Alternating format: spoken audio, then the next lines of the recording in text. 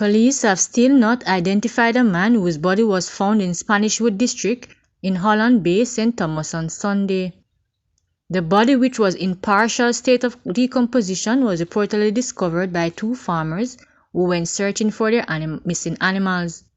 It was reported that around 10:40 a.m. the animal farmers were walking along a track in the district searching for their runaway cows when they stumbled upon the body in the bushes.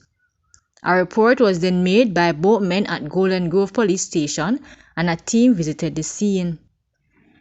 The police observed the partially decomposed body lying on its left side, clad in a black shirt and a pair of black shorts and black shoes in the bushes.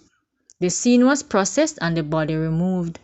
Contacted this afternoon, the head of the St. Thomas Police, Superintendent Alison Byfield, said despite efforts, the body has not been identified. A man was detained following the killing of another in Tower Ilse St Mary Monday afternoon.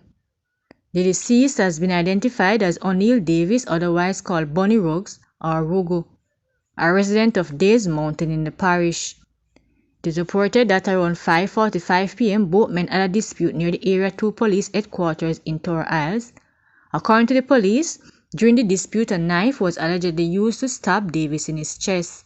He was taken to St. Anne's Bay Hospital where he succumbed to his injury. The alleged killer, a 51-year-old man from Tower Ilse, was immediately detained by personnel from Area 2 Headquarters and transported to the Orcobessa Police Station, where he is presently in custody. The Independent Commission of Investigations is probing the shooting of a man believed to be of an unsound mind early Monday morning in Portland. Details of the shooting are sketchy, as it is uncertain if the man was shot by a licensed firearm holder who was also attacked with stones, or the police who were also attacked with stones while responding to the incident. Deputy Superintendent Julio Francis of the Port Antonio Police told the Gleaner that the police received a report shortly after 2 a.m. about a man pelting stone at a house occupied by a resident who is also a licensed firearm holder.